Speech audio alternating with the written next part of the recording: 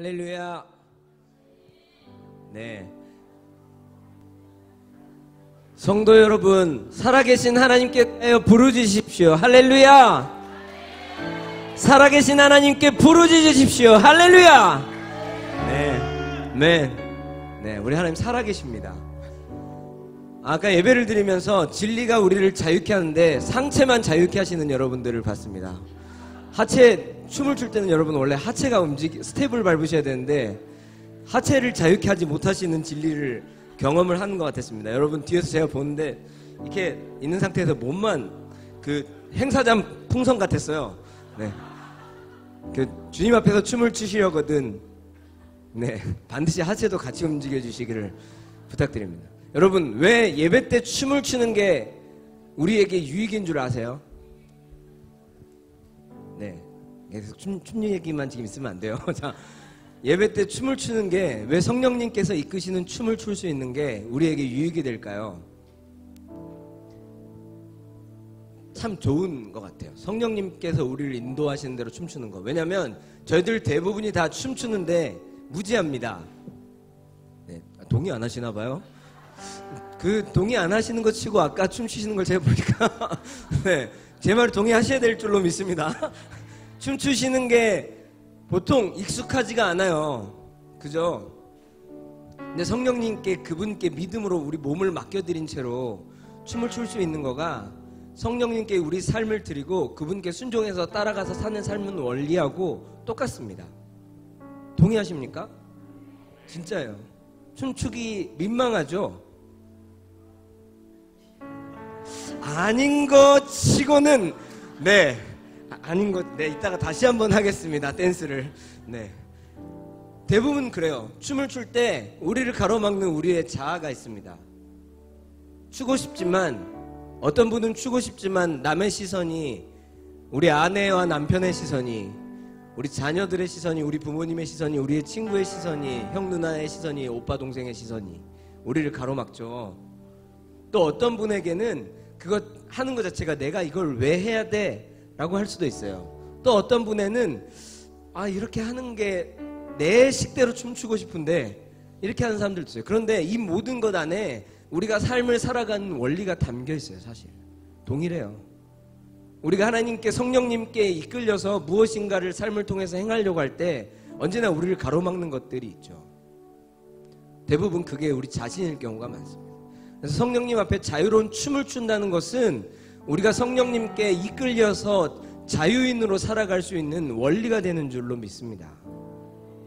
다시 한번 할까요? 그러면 지금부터? 네, 그건 싫은가 봐요. 3주에 걸쳐서 저희 사역자들이 함께 계속 하나님 주신 마음을 나누고 있습니다. 감사하게도 원래 든 자리는 몰라도 난 자리는 금방 안다고 목사님 부재하고 계셔서 혹시 난자리가 티가 날까 늘 저희들이 노심초사하면서 기도하는데 감사하게도 또 여러분들께서 잘 중보해 주시고 섬겨 주셔서 계속 그래도 목사님 빨리 오셨으면 좋겠습니다. 보고 계신가요? 빨리 오세요. 네, 성령과 신부가 예수님 기다린 것처럼 기다리고 있어요. 네,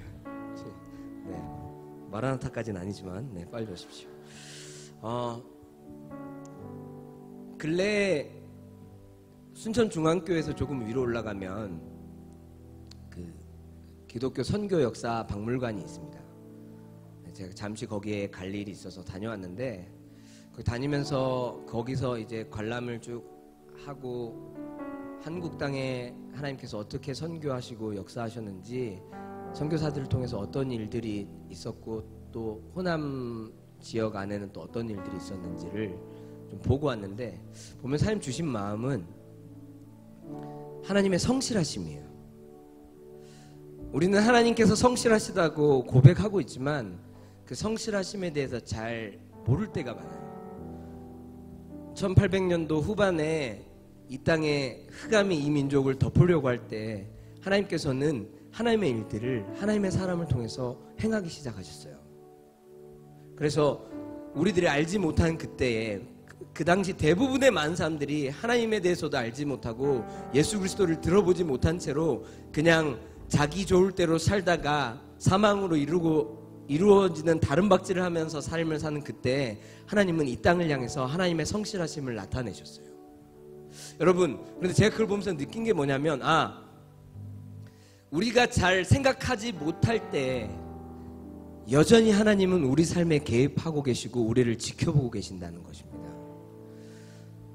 우리들은 대부분 그러니까 선교의 역사에서 뿐만이 아니라 우리들 대부분이 우리가 유한하기 때문에 우리가 살고 있는 시간과 공간에 제약되어서 거기에 허우적대고 있을 때, 그런데 그것을 뛰어넘어서 시간과 공간뿐만 아니라 우리의 생각과 사고의 틀, 우리의 관념, 우리의 생활 습관과 문화의 그 안에서 우리가 허우적대고 있을 때도 하나님 우리 삶에 개입하고 계셔요.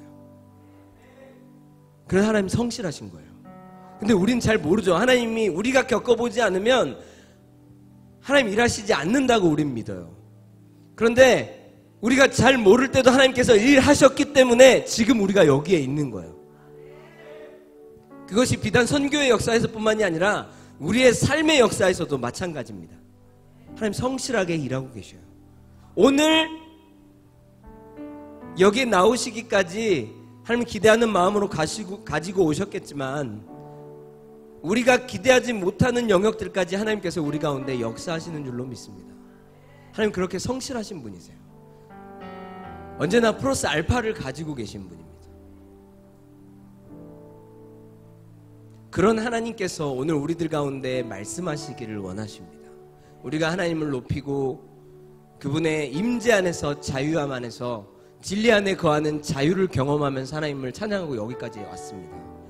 그리고 그렇게 찬양하는 것 안에 하나님 주시는 마음과 사랑을 가지고 함께 교제했어요. 그리고 그렇게 우리가 하나님 앞에 열린 마음을 갖고 우리가 지금 주님 앞에 섰는데 하나님께서 우리에게 하실 말씀이 있으세요. 그 말씀을 겸손하게 우리가 청종하기를 좀 소망합니다. 함께 좀 말씀을 위해서 기도하기를 원하는 것은, 하나님 지혜와 계시의 영이 저와 여러분들 우리 모든 공동체에 다 임하기를 소원합니다. 우리가 함께 깨달아서 알기를 원합니다. 그 원하는 것이 우리의 삶이 되기를 원합니다. 그렇게 가기를 또 소망하고 부재 중이신 출타하고 계시는 목사님을 위해서 함께 좀 기도해 주십시오. 시차를 뛰어넘는 거리를 갔다 오시기 때문에 다녀오셔서 몸이 많이 힘드십니다. 안 그래도 몸이 불편하신데 많이 힘드시기 때문에 저희들이 항상 염려가 많이 돼요. 그래서 그것을 위해서 같이 기도하는 시간들을 좀 갖겠습니다. 우리 함께 주님의 이름을 한번 부르고 이런 기도 제목을 가지고 함께 하나님 앞에 기도하도록 하겠습니다. 주여, 살아계신 하나님, 주님의 은혜와 사랑을 하나님 앞에 섰습니다. 주님, 지혜와 계시의 영을 저에게, 그리고 우리 모든 성도님들, 모든 공동체에게 부어주십시오. 하나님, 하나님의 말씀이 우리들 가운데 깨달아지게 하여 주십시오. 그 말씀 안에 담겨있는 은혜와 진리가, 그 은혜와 진리를 통한 우리를 향하신 사랑이 우리가 깨달아지게 하여 주십시오. 또 그 깨달아진 것이 우리가 알게 되어지고 그 알미 하나님을 아는 알므로 이어지게 되게 하여 주십시오. 그래서 하나님 그 알미 우리가 행할 수 있는 행함으로 이어지게 하여 주시고, 그 행함이 반복되어질 때 우리 가운데 그것이 삶이 되게 하여 주십시오. 그런 시작에 처음에 우리가 섰습니다. 하나님, 우리가 하나님 앞에 정말 겸손하고 엎드리는 마음으로 하나님 앞에 청종합니다. 말씀하시는 하나님을 알게 하여 주십시오. 오늘 한 사람 한 사람에게 성실하게 일하실 하나님을 기대하게 하여 주십시오. 하나님의 그 성실하심이 어떠하신지 우리가 우리의 유한함에 갇혀서 잘 모를 때까지도 우리에게 행하신 하나님, 우리가 무엇을 했기 때문이 아니라 우리를 사랑하시기 때문에 우리 존재만으로도 기뻐하셔서 우리 가운데 성실하게 행하시는 그 하나님, 그 하나님을 우리가 맛보아 알게 하여 주십시오. 모든 성도님들이 다 그렇게 되기를 소망합니다. 하나님, 특별히 출타하고 계시는 담임 목사님을 기억하여 주십시오. 하나님께서 그 몸에 하나님 아버지 건강을 허락하여 주십시오. 영과 육의 강건함을 허락하여 주십시오. 하나님, 돌아오시는 시간까지 하나님 앞에서 기쁜 시간이 되게 할 수 있도록 주님 도와주십시오. 하나님, 모든 것이 합력하여 선을 이루는 하나님 이러한 시간이 오늘의 예배 가운데 선포되어지는 있게 하여 주십시오. 하나님의 성실하심을 믿습니다. 그리고 우리를 향한 하나님의 신실하심 또한 믿습니다.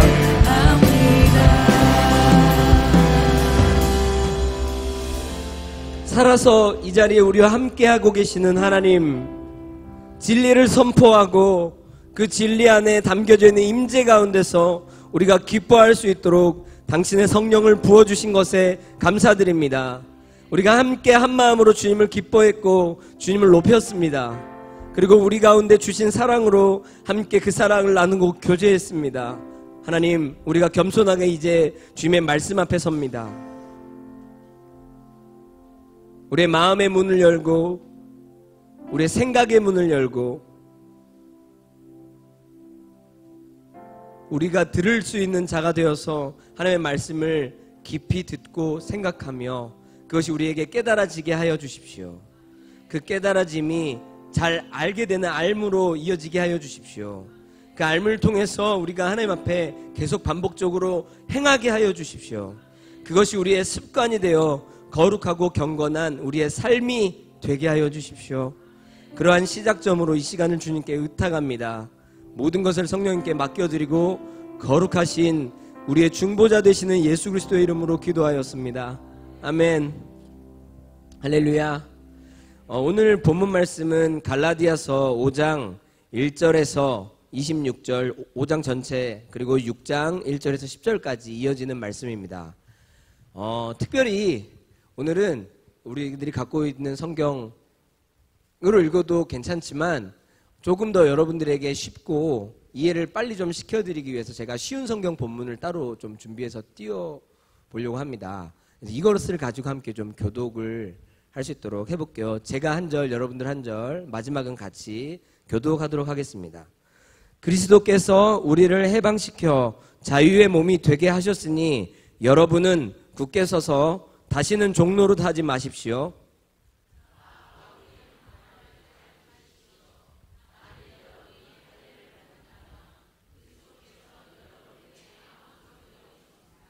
내가 다시 말하지만 할례를 받는 모든 사람은 율법 전체를 지켜야 할 의무가 있습니다.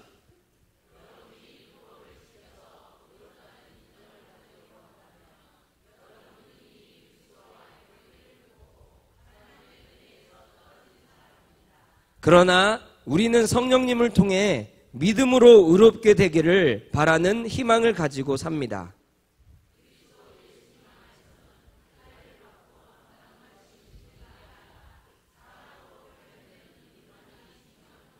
전에는 여러분이 신앙생활을 잘 했습니다. 그런데 누가 여러분을 가로막아 진리를 순종하지 못하게 했습니까?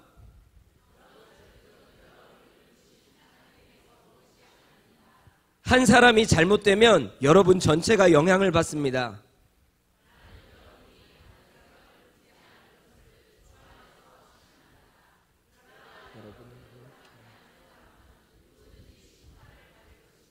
형제 여러분, 내가 아직도 할례를 전하고 있다면 왜 핍박을 받겠습니까? 그것이 사실이라면 그리스도의 십자가가 걸려 넘어지게 하는 장애물이 되지 않을 것입니다.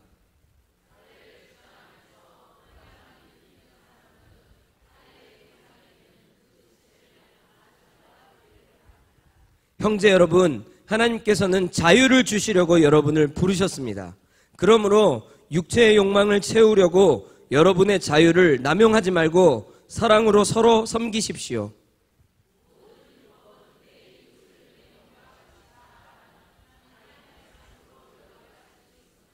그러나 여러분이 서로 헐뜯고 해친다면 둘 다 멸망할 것입니다. 그렇게 되지 않도록 조심하십시오.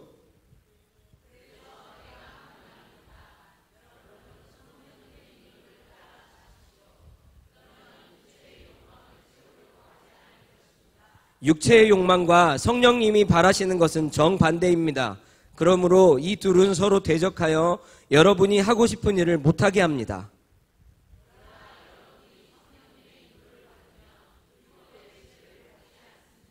육체 행위는 명백하게 드러나기 마련입니다. 이것은 음행과 더러움과 방탕과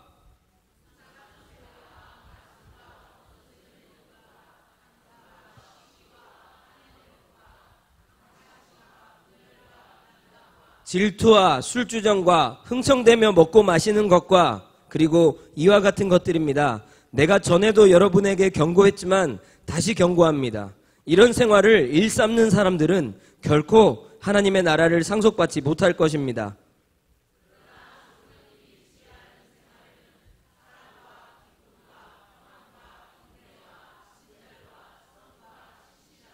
온유와 절제의 열매가 맺힙니다. 이런 것을 막을 율법은 없는 것입니다.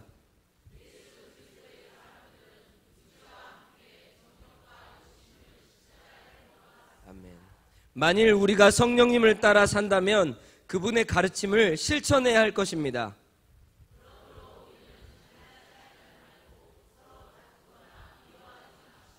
형제 여러분, 어떤 사람이 잘못을 범했다면 성령님을 따라 사는 여러분은 온유한 마음으로 그런 사람을 바로 잡아 주십시오. 그리고 여러분 자신도 그런 시험을 받지 않도록 주의하십시오.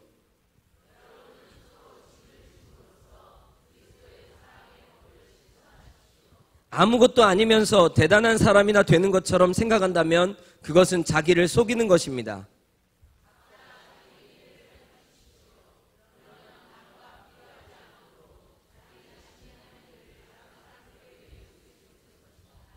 사람은 누구나 자기 자신의 짐을 져야 합니다.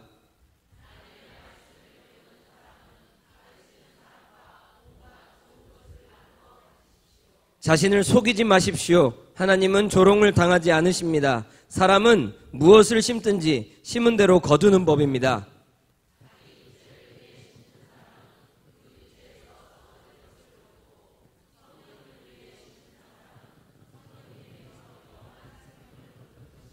선한 일을 하다가 낙심하지 맙시다. 포기하지 않는다면 반드시 거둘 때가 올 것입니다. 그러므로 기회 있을 때마다 모든 사람에게 선한 일을 하고 특별히 믿는 성도들에게 더욱 그렇게 하십시오. 아멘. 오늘 이러한 본문을 가지고 사랑으로서 역사하는 믿음뿐인 자유인 바로 당신입니다 라는 본문을 제목을 가지고 왔는데, 제가 이거를 본문을 제목을 정한 다음에 이게 사랑으로서 역사하는 하고 띄운 다음에 믿음뿐인 자유인 이렇게 읽으시면 안 되고요. 사랑으로서 역사하는 믿음뿐인 자유인이에요. 알겠죠? 다시 한번 시작. 사랑으로서 역사하는 믿음뿐인 자유인 바로 당신입니다. 안 그랬습니다. 네. 는 아무것도 안 왔어요. 네, 이거 왜 그런지 좀 확인해 주세요. 네. 그 본문을 이렇게 읽고 나니까 어떠세요? 좀 확 와닿으신가요?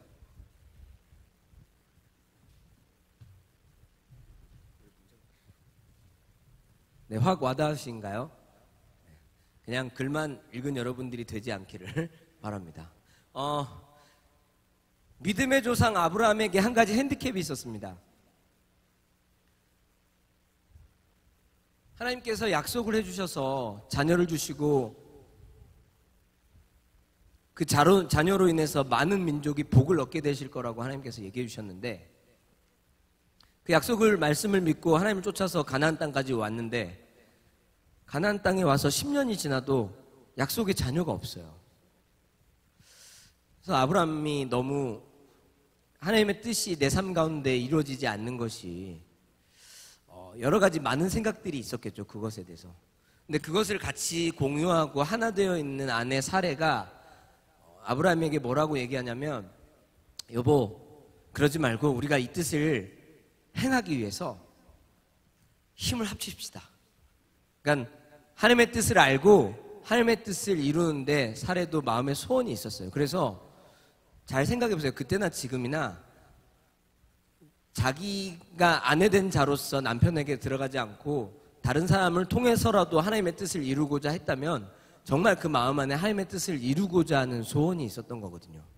그래서 사례가 뭐라고 얘기하냐면, 여보, 이러지 말고 제가 저를 돕는, 저를 섬기는 여종이 하나 있는데 이 여종을 데려다가 우리가 하나님께서 약속하신 말씀을 이룹시다. 그래서 그 여종의 이름이 하갈이에요. 하갈. 그래서 사레가 하갈을 아브라함에게 허락해서 아브라함이 하갈과 동침해서 자녀를 낳습니다. 자녀를 낳는데 그 자녀의 이름이 이스마엘이에요. 그런데 이제 이렇게 낳는 과정 안에서 하갈이 자기 주인의 남편인 아브라함과 동침해서 아이를 갖게 됐다는 것을 알게 되니까 자기 여주인을 무시하기 시작했어요. 임신도 못하면서 난 다산의 왕 이러면서 하갈이 나름대로 자기 주인에 대한 열등감이 있었던 것 같아요. 종인데도 왜 그런지 모르겠지만, 그래서 근데 그 열등감이 자기 안에 힘이 쥐어지게 되면 그 힘을 잘못 쓰게 되는 거예요. 그래서 여러분, 우리가 종으로서 있다거나 우리 안에 자유함이 없을 때, 우리 가운데 무언가 힘이 될 만한 일들이 주어질 때 그 힘을 잘못 사용하게 되면 다른 사람을 아프게 해야 합니다. 하갈이 자기가 아내가 생기니까 아이가 생기니까 이 여종을 이 주인을 무시하기 시작하는 거예요. 제가 오늘 왜 이러죠? 자, 주인을 무시하기 시작하는데 이거 뭐 애도 못 낳으면서, 그 당시에 애를 못 낳는 건 정말 저주의 상징이니까요. 네, 마이크를 또 체인지하고. 자, 이렇게 주인을 무시하다가 쫓겨났어요, 사람한테. 그래서 아이를 못 낳은 채로, 임신한 채로 광야로 쫓겨나다가 도망을 갔는데 하나님의 사자가 하갈에게 나타나서, 너는 도로 들어가, 집으로 들어가서 너의 여종에게 순종하고 복종해라. 그래서 그 하나님의 사자의 명을 받고 다시 하갈이 아브라함의 집으로 들어가서 때가 차서 아이를 낳습니다. 그 아이의 이름이 이스마엘이에요. 그래서 이스마엘이 장성하다가, 그때가 아브라함의 나이가 86세예요. 그 뒤로 이삭을 우리가 몇 세에 얻었죠? 네, 그러니까 14년 정도 후죠. 이스마엘이 14살이 됐을 때쯤에 하나님께서 다시 사라를 통해서 아이를 주십니다. 그 아이가 이삭이에요. 그리고 그 이삭이 젖을 때쯤에 아브라함이 이것을 기뻐해서 이삭이 젖됨을 인해서 잔치를 베풀거든요. 그런데 그런 중에 이스마엘이, 그러면 이제 제가 보니까 지우가 아직 분유를 못했는데 보통 젖을 뗄 때가 뭐 맥시멈 많으면 한 3살, 2살 뭐 얼마쯤이잖아요. 뭐 많이 잡아서 넉넉히 3살이라고 치고, 그러면 이삭이 젖을 뗄 때가 이삭이 한 3살쯤 됐으면 이스마엘 한 17살쯤 된 거예요. 17살 누가 있지? 없니? 여기서 17살이? 혜민이 나이쯤 됐어. 그럼 혜민이가 지우를 괴롭히는 거야. 이렇게 받아들이기 편하라고 제가. 그러니까 이 17살쯤 된 이스마엘이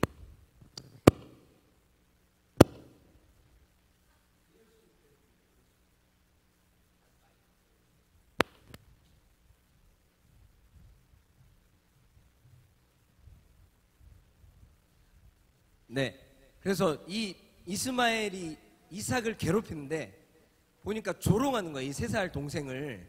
왜냐면 이 배다른 동생이잖아요. 그래서 이 동생을 이렇게 17살이니까 이해는 좀 돼요. 사춘기였을 거야. 질풍노도의 시기. 자기도 자기가 누군지를 모르는 그런 때.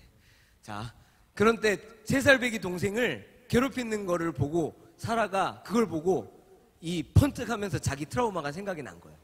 그래서 안 되겠다고 싶어서 이 하갈과 이스마엘을 아브라함에게 요청해서 쫓아내기를 요청하니까 아브라함이 당신 좋을 대로 하십시오. 당신의 소유니까. 그래서 쫓겨나요. 왜 이 이야기를 제가 잠시 하냐면, 여러분, 이삭은 하나님의 약속을 통해서 낳은 아들이죠. 그렇죠? 그런데 이스마엘은 그냥 낳은 아들이에요. 즉 보통 방법으로 낳은 거예요. 그렇죠? 일반적으로 우리가 낳는 것처럼 낳은 거고, 또 자기 노력과 방법으로 낳은 아들이에요. 지금도 중동에는 이스라엘과 이스마엘, 이삭과 이스마엘의 전쟁을 하고 있어요. 만약 그때 아브라함이 하나님의 말씀에 순종해서 100세까지 기다려서 이스마엘을 안 낳았더라면 지금의 대다수의 무슬림들이 없었을 거예요. 어쩌면. 어쨌든 간에 각설하고 중요한 것은 그렇다는 거죠. 그래서 오늘 제가 하고 싶은 얘기는 사라와 하갈은 둘 다 자녀를 낳았어요. 그런데 사라는 자유인으로서 약속된 언약의 자녀를 낳았어요. 그리고 자유인인 거죠, 이삭은. 그러니까 자유인이 낳았으니까 자유인인 거죠, 다시. 그런데 하갈은 종된 자로서 원래의 방법대로 낳은 이스마엘을 낳았어요. 그리고 낳은 이스마엘도 종으로서 살았어요. 무슨 얘기를 하고 싶은 거냐면 오늘 우리에게 주시는 사라와 하갈은 하나님께서 우리에게 약속하신 언약이에요. 두 가지의 언약이 있어요. 우리에게 약속하신 첫 번째, 우리가 계약하신 이 첫 번째 언약과 계약은 뭐냐면 종으로서 종노릇하는 계약이에요. 즉 종이 낳은 자마다 종인 거예요. 이해하세요? 이게 무슨 말인지, 제가 무슨 얘기를 하고 싶은 건지. 종이 낳은 자는 종이에요, 다시. 그리고 이 종은 우리가 태어나서 살아가는, 여러분은 어떻게 태어났어요? 엄마 아빠가 사랑해서 낳아서 태어났죠. 자연의 이치대로 낳았어요. 그렇죠? 즉 자연인으로서 낳은 사람들이 이 하갈의 언약을 가지고 있는 거예요.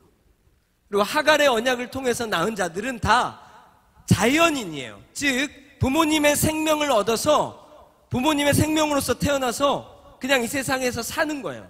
그런데 하나님께서 약속하신 약속을 믿고 자유인으로서 사라를 통해서 낳은 이삭은 하나님의 새 언약의 확증인 선물인 거예요.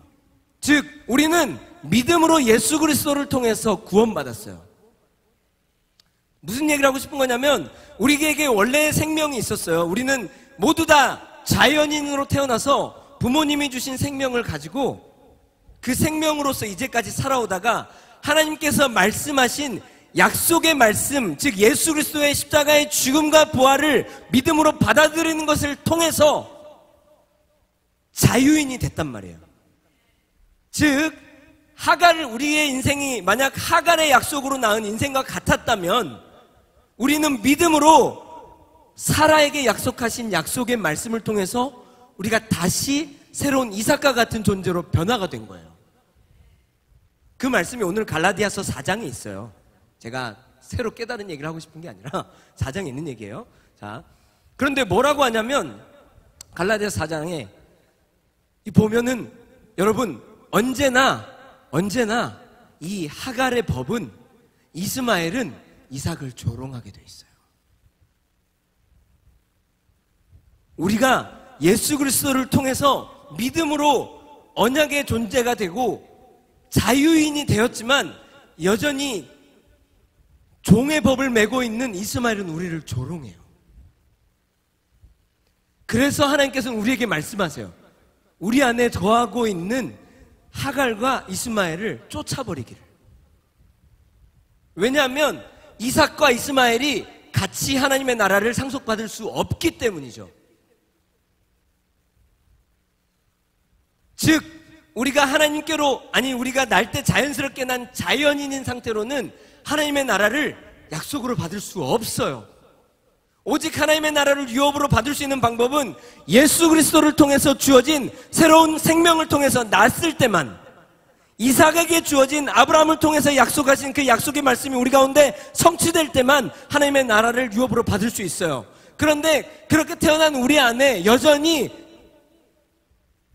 자연인으로 살 때의 습성과 그 법이 우리 안에 있기 때문에 하나님께서는 우리 가운데 그것을 쫓아내어버리기를 명령하고 계세요.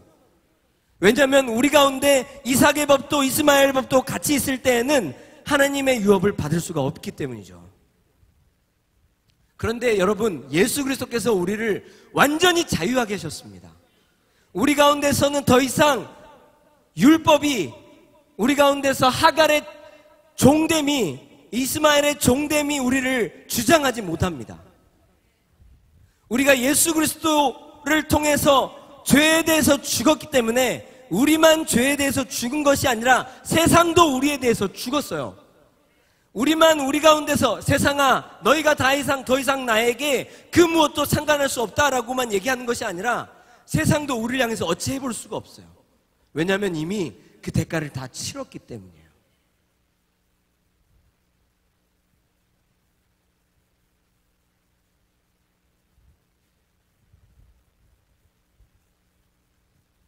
하나님께서 주신 자유를 우리가 소중하게 여길 줄 알아야 돼요. 그런 상태에서 본문의 5장 1절을 다시 한번 읽어보죠.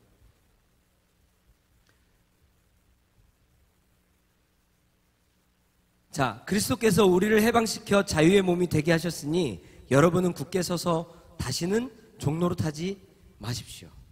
여러분, 오늘 본문을 읽으면서 제일 많이 나온 이야기 중에 하나는 율법이에요. 오늘 갈라디아서의 배경은 갈라디아 지방에 있는 교회들에게 어떠한 문제가 하나 생겼는데, 그 문제가 뭐였냐면 이방인들이 예수 그리스도의 복음을 듣고 주님께로 돌아왔는데 유대인 율법주의를 자칭하는 교사들이 들어와서 이 갈라디아 교회 안에 들어온 다음에 뭐라고 얘기하냐면, 맞다, 믿음으로 구원을 받는 게 맞는데 예수 그리스도를 믿는 믿음 때문에 우리가 구원을 받지만 너희가 구원을 받은 하나님의 백성이 됐으면 너희가 우리 유대인처럼 할례를 받아라. 즉 온전한 구원은 예수 그리스도를 믿는 믿음 플러스 할례라고 가르치는 사람들이 생겨났어요. 여러분, 우리 가운데 할례를 받기를 원하고 하는 사람들은 없죠. 우리도 모두 다 예수 그리스도의 복음을 믿는 믿음 안에서 하나님의 자녀가 됐잖아요. 많은 사람들이, 제가 이걸 읽으면서 무슨 생각을 늘상 했냐면, 율법과 은혜에 대해서 우리가 많이 생각을 하면서도 자유하다고 생각하지만, 실상 율법이 이스라엘 안에 주어진 법이라고 생각하면 율법이 별로 그냥 잘 모르겠는데? 그래서 그걸 잘 모른과 동시에 뭐가 되냐면 그만큼 진리 안에서 자유한 것도 잘 모르는 거예요. 아까 오늘 국수는 공짜입니다 하는데 별로 반응이 시큰둥했어요. 그거 왜 그런 줄 아세요? 평상시에 국수를 돈 주고 안 사 먹어서 그래요. 찔리시는 분들은 오늘 갖다 다 내십시오. 밥값 다 세놓고 있었어요. 네, 봉사하시는 분들이 뒤에 다 적어놓고 있었어요. 네, 집사님 저 3,000원. 네, 그래서 여러분, 만약에 우리가 국수를 먹을 때 철저하게 대가를 지불하고 제가 지금 돈 안 내고 먹은 것에서 뭐라고 하는 게 아니에요 지금. 네. 만약에 철저하게 우리가 대가를 지불하고 그 국수들을 먹기 시작했을 때 오늘 국수는 공짜입니다 그러면 아마 여기서 할렐루야! 이랬을걸요. 율법이라는 것이 우리 삶에 의미가 있으려면 그것이 의미가 있는 것이 다가와야 우리 안에 자유함도 의미가 있는 거거든요. 제가 생각을 해봤어요. 우리 가운데 율법은 뭘까? 여러분들의 삶 안에서 율법은 어떤 거죠? 자, 율법이란 것은 하나님께서 우리가 율법의 대표적인 것을 보면 십계명을 볼 수 있어요. 제가 혹시 해봐서 율법의 이 사전적 의미를 검색을 한번 해봤는데 잘 들어보세요. 율법이란 종교적, 도덕적, 사회적 생활에 관해서 하나님의 이름으로 규정한 규범이에요. 쉽게 얘기하면 잘 보세요.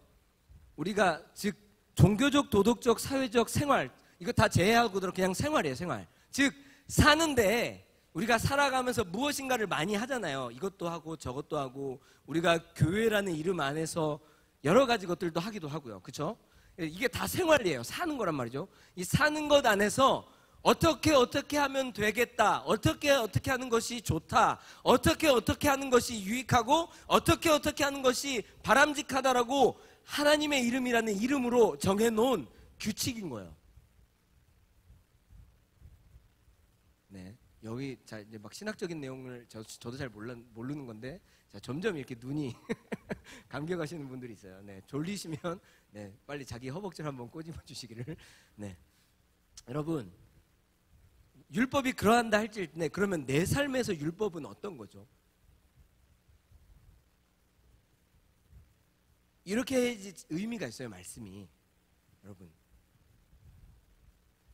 어떤 신학적인 원리 안에서도 율법의 명리를 우리가 이미 많이 했고 많이 수십 년간 하고 있지만, 이게 개인적인 자기 삶에서 율법은 어떤 건가요? 저는 그것 때문에 많은 사람들을 다치게 한 적이 있어요. 예배팀을 훈련하는 예배팀의 리더로서 예배팀을 한 사람을 세울 때, 예배 인도자를 한 명을 세울 때, 예전에 누군가 한 명을 세울 때 제가 보고 자라오면서 훈련받으면서 제가 알고 있던 예배 인도자란 이런 사람이어야 된다라는 어떠한 제 안에 규범이 있었어요. 율법이죠. 그래서 예를 들면 예배 인도자는 새벽 기도해야 되고, 큰일 났네요. 새벽에 기도해야 되고, 큐티를 매일 30분씩 해야 되고, 어떻게 해야 돼야 되는데, 그리고 예배 인도자는 예배 중에 거룩해야 되고, 막 등등등등등등 뭐 어떤 규정이 있는데, 내가 어떤 예배 인도자를 봤는데 내가 알고 있는 그 규범을 벗어나는 행위를 하는 사람을 봤어요. 그 사람을 보니까 뭐지? 예배 인도자가 맞나 저 사람은? 어떻게 저런 사람에게 무슨 기름 부으심이 있을까? 저런 사람이 어떻게 하나님의 마음을 전달할까? 이러한 마음들로 그 사람을 마음으로, 또 겉에는 그런 말 하면 또 안 될까봐 속으로만 정죄하고 판단했어요. 그런 일이 너무 많아요. 근데 그게 쌓이다 보면 어느 순간에 그 사람이 어떤 행동을 하나 했을 때 별것 아닌 잘못일 수 있고, 또는 잘못이 아니고 그냥 늘상 하는 행동인데, 그 행동을 향해서 그동안에 내 쌓여있던 마음의 그 정죄와 판단을 통해서 뾰족한 말이 나가서 그 사람을 아프게 한 적이 너무 많았던 것 같아요. 저는 그런 적이 너무 많아요. 사죄하는 마음으로 살고 있어요. 율법은 어떤 걸까요? 자기 삶의 율법.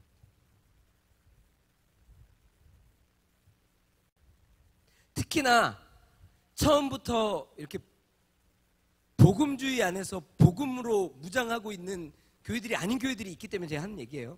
그렇지 않고 전통과 이 규칙들 안에서 신앙생활을 해오다 보면 더더욱 저희 공동체에 있을 때 그렇게 힘들어하시는 분들을 제가 많이 봤어요.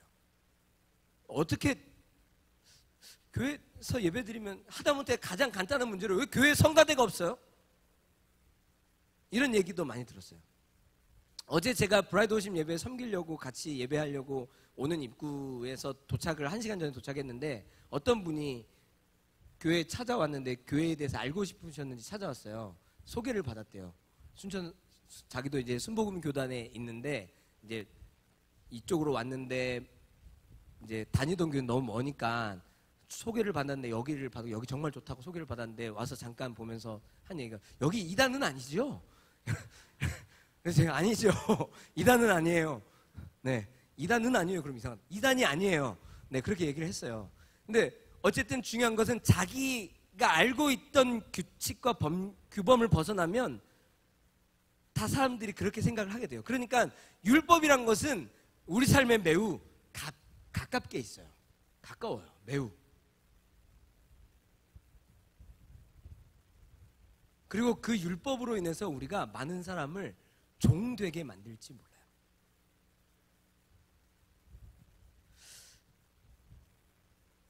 재밌는 것은 우리가 자유인이 되었는데도 불구하고 많은 사람들을, 영혼들을 섬기고 누군가를 만나고 하는 영역 안에서 어느 순간이 되면 우리 안에 있는 율법적 규범을 갖다가 대기 시작해요.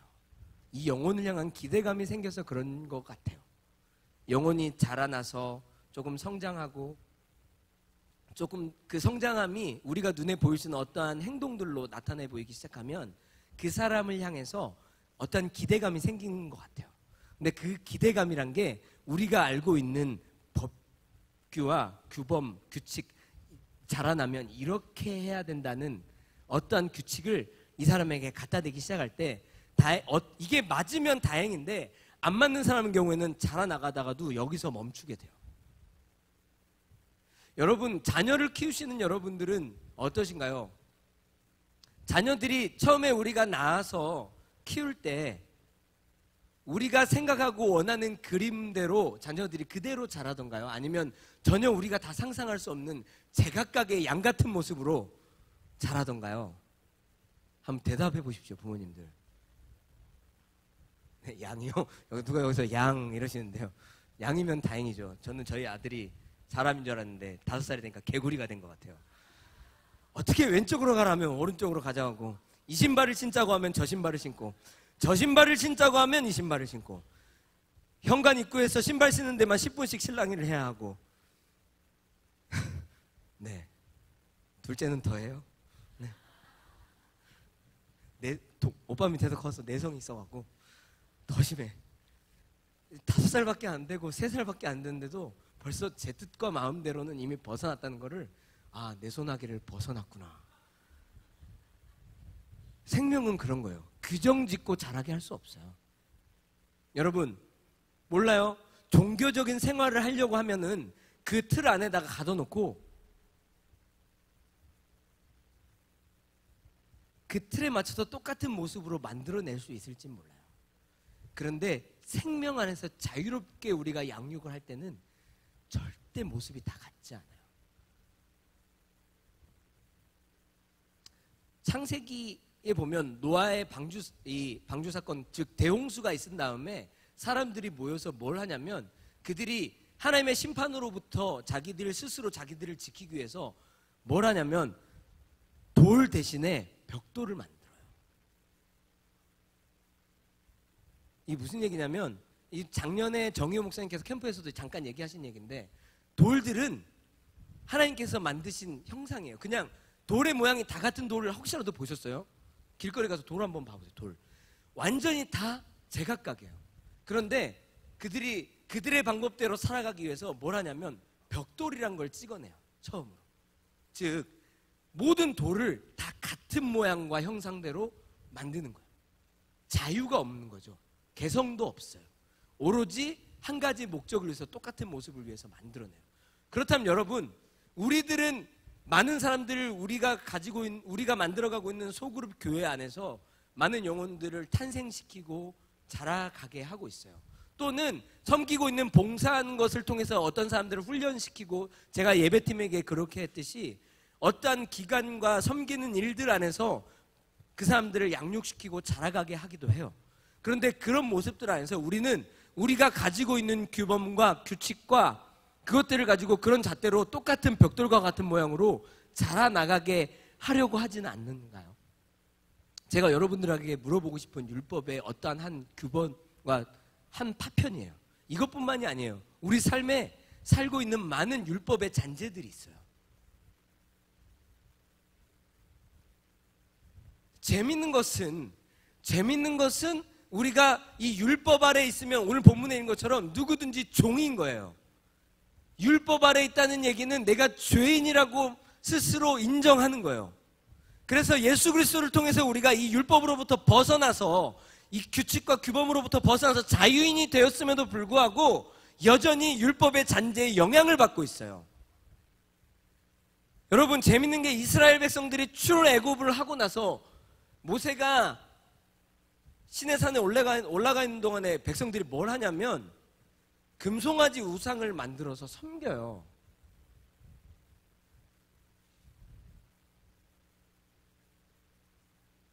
아이러니하지 않습니까? 뭐가 아이러니하냐고요? 잘 보세요. 하나님께서 이스라엘 백성들을 홍해를 건너서 그리고 모든 대적들을 물리치시고 여러 가지 기적을 통해서 광야로 인도하셨어요. 그 하나님이 자기 하나님인 것을 알아요. 하나님께서 어떻게 광야 가운데서 공급하고 먹이셨는지, 자기들이 출애굽을 할 때 얼마나 많은 재산과 부를 가지고 애굽에서부터 나올 수 있게 해주셨는지 그 백성들은 안단 말이죠. 그런데 잠시 모세가 없는 틈 안에서 그러한 일들이 일어났어요. 심지어 모세의 형인 아론도 같이 그 일들을 하고 있어요. 왜냐하면 이스라엘 백성들은 출애굽을 했어요. 출애굽을 자기 의지로 한 게 아니니까. 하나님께서 관건적으로 주장하셔서 출애굽을 했어요. 즉 내 의지랑 상관없이 몸뚱아리는 출애굽을 했는데 마음은 아직 애굽에 있어요. 복음을 우리가 믿음으로 받아들일 때 복음은 완벽해서 하나님께서 온전하게 그분의 강권 안에서 다 이루어 놓으신 거기 때문에 우리가 복음을 정말 우리가 아까 얘기했던 율법이란 것들 안에서 자기가 얼마나 부자유한지를 경험하지 못한 사람이 복음을 받아들이잖아요. 그러면 하나님께서 이미 완벽하게 강권해서 만들어 놓으신 복음이기 때문에 자기가 그곳에 들어가서 그런 존재가 되는 건 맞아요. 그런데 마치 출애굽한 백성들이 강제로 몸뚱이가 출애굽이 됐지만 마음은 거기다 두고 온 것처럼 내가 자유인이 되었음에도 불구하고 내 마음은 여전히 율법 아래에 있는 경우가 많기 때문이에요.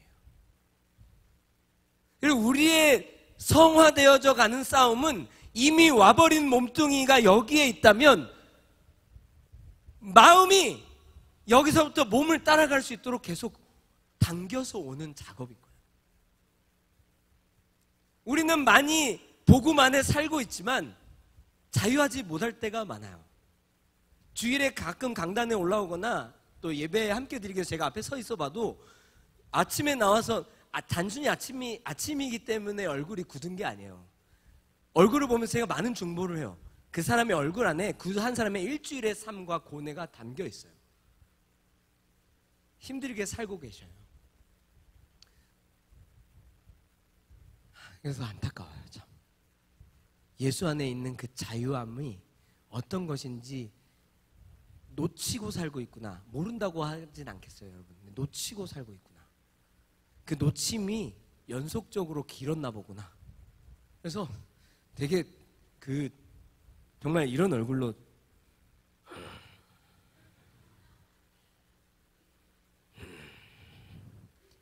이러다가 9시 15분에서 9시 55분쯤 되면 이제 해서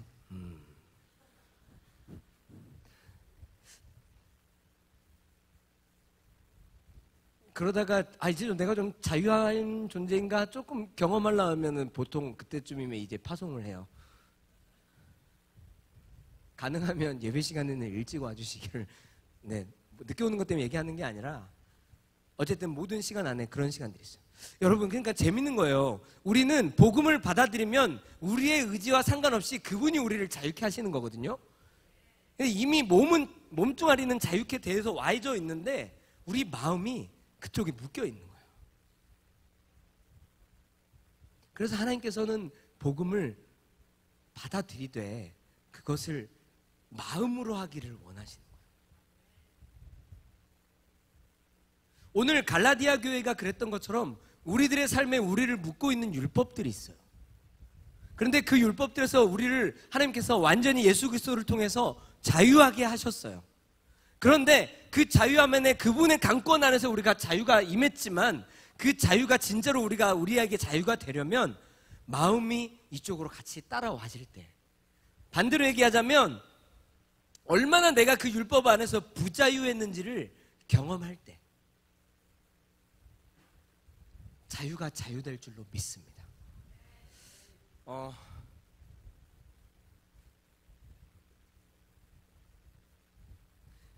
그렇기 때문에 오늘 본문의 16절에 사도 바울 선생님께 이렇게 얘기합니다. 그래서 내가 하는 말입니다만 여러분은 성령의 인도를 따라 사십시오. 그러면 육체의 욕망을 채우려고 하지 않을 것입니다. 육체의 욕망과 성령님이 바라시는 것은 정반대입니다. 이 둘이 대적해서 여러분이 하고 있는 일을 못하게 합니다.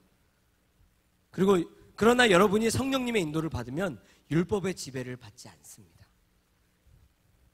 이 율법의 지배 아래서 나타나는 육체의 행위는 명백하게 다 누가 봐도 드러나기 마련인데 이것은 음행과 더러움과 방탕과 우상숭배와 마술과 원수 맺는 것과 다툼과 시기와 화내는 것과 당파심과 분열과 이단과 질투와 술주정과 흥청대며 먹고 마시는 것과 그리고 이와 같이 그냥 그렇게 자기 마음대로 사는 것들입니다. 여러분, 우리에게 마술과 뭐 음행과 더러움과 방탕은 많이 못 볼지 몰라도 우리에게 다툼과 시기와 화내는 것과 당파심과 분열과 질투와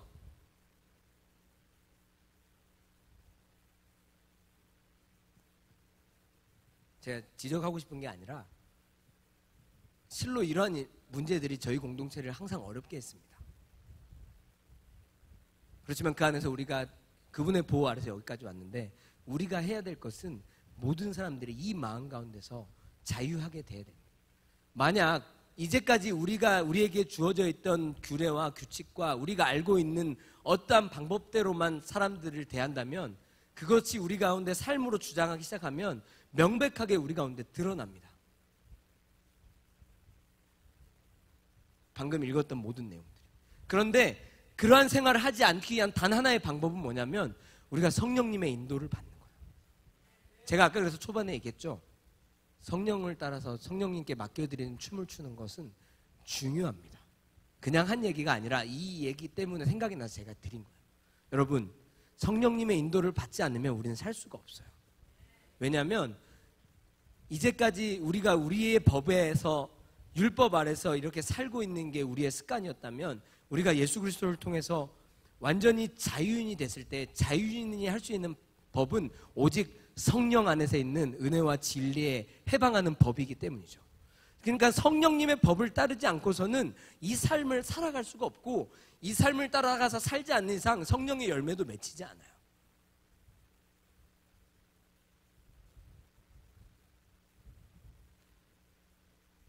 보통 이스라엘을 대표하는 많은 나무들이 있는데 그 중에 하나가 감람나무인데 감람나무가 보통 첫 번째 수확에서 열매를 얻기까지 4년 정도가 걸려요.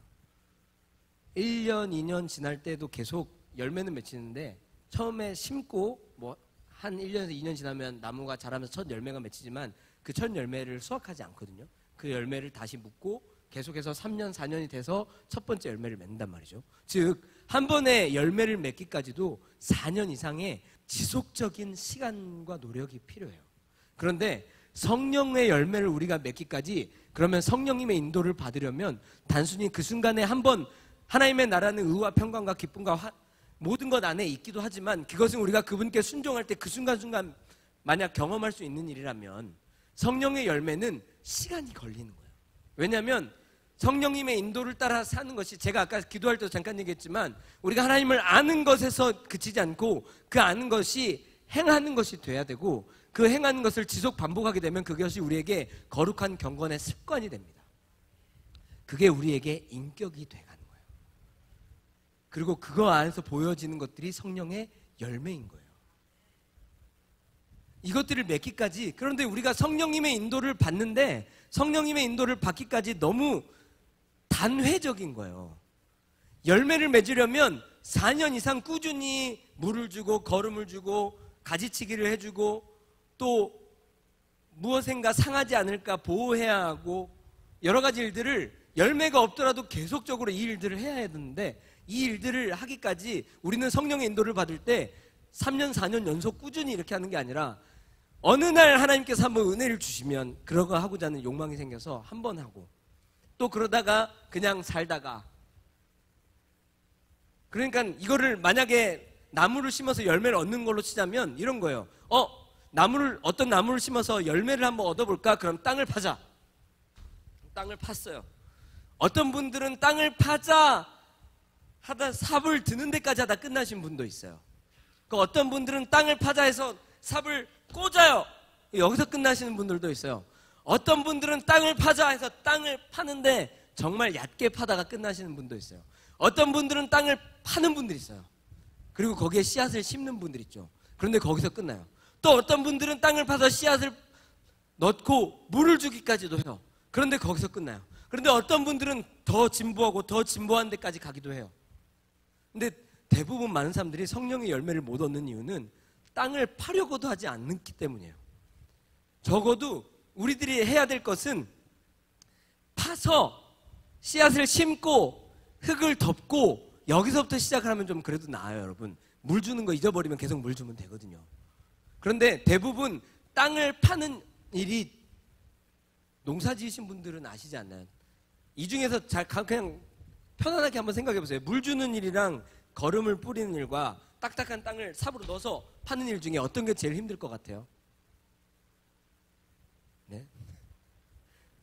성도 여러분, 살아계신 하나님께 대하여 부르짖으십시오. 할렐루야. 네, 다시 자, 여러분, 이 중에서 물을 주는 것과 거름을 주는 것과 뭐 가지치기라는 것과 땅을 파는 일 중에 힘이 제일 많이 드는 게 어떤 걸까요? 네, 진짜 그렇게 하시지. 땅을 파는 게 제일 힘들어요. 왜냐하면 우리 육체에 고통을 주기 때문이에요.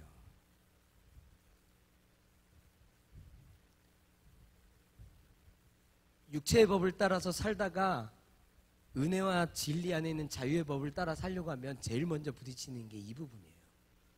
그래서 대부분의 우리들은 삽을 드는 데까지만 시도하고 말게 되는 거예요.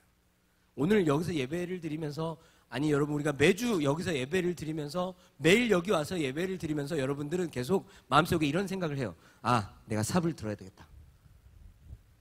성령의 나무를 심어서 열매를 내가 얻으리라.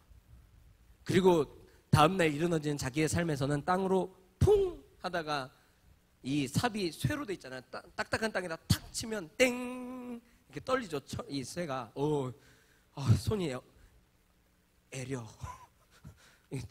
힘드네. 벌써 팔 근육이 땡겨. 오늘은 여기까지만 할까? 그래도 내가 오늘 시도를 했으니까 내일 하자. 그래서 다음날 아침에 일어나면 어제 경험으로 미뤄보아 오늘은 팔이 좀 아플 것 같으니까 알이 좀 덜 배기고 나면 내일 해야 되겠다. 오늘은 하루 쉬자. 제가 이 얘기를 왜 이렇게 자신 있게 할 수 있는 줄 아세요? 제가 다이어트를 이렇게 매일 실패하고 있거든요.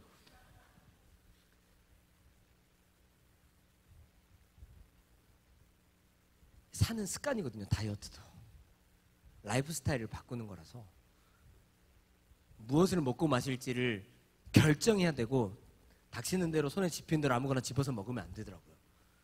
무엇을 먹고 마셔야 되는지 결정을 해야 되고, 내가 무엇을 움직이고 어떻게 행해야 될지도 결단하고, 그것 안에 규칙적으로 움직여진다고 식스팩이 되는 것도 아니더라고요. 그렇게 1년, 2년, 3년, 4년 하는 사람들이 멋진 몸을 얻는 것처럼, 건강한 몸을 얻는 것처럼 자기 라이프 스타일을 바꾸는 데는 반복적인 노력과 시도가 필요해요.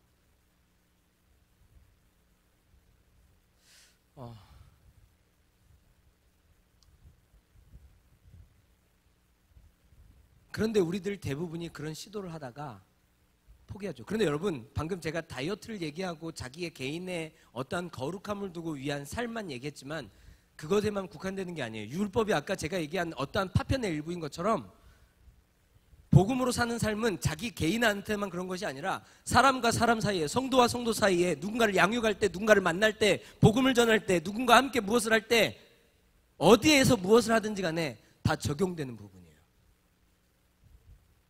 어떤 사람과 함께 교제하려고 하지만 그 사람에게 교제의 삽을 한 수갑 펐는데 땡! 이 사람은 나랑 안 맞네. 다음날 내일 다시 이 사람과 교제를 해보자 했는데 어제 그 땡 했던 나에게 준 상처 때문에 더 이상 하고 싶지가 않아. 그러면 잠시 좀 내가 하나님 앞에 은혜가 좀 더 되면 그 다음에 다시 얘기해볼까. 때를 노리자. 그리고는 영영이 굿바이. 그뿐만이 아니에요. 많은 일들이 우리 안에 있는 거예요. 그러니까 여러분, 율법과 은혜라고 하면 제가 오늘 하고 싶은 거에 핵심적인 건 뭐냐면, 율법과 은혜를 너무 멀리 있는 것처럼 생각하지 마세요. 그러면 삶을 살 수 없어요. 율법과 은혜는 우리 삶에 매우 도처에 깔려 있는 거예요. 그게 자기 개인의 삶을 영위하는 데에서도 그렇고, 가족들과 가족 공동체로 살아가는 데에서도 그렇고, 교회와 교회 공동체로서 살아가는 데서도 그렇고, 나를 부르신 소명이 있는 직장에서도 그렇고, 내가 무엇을 하는 자리에서든지 그 있는 자리에서 율법과 은혜는 항상 공존해요.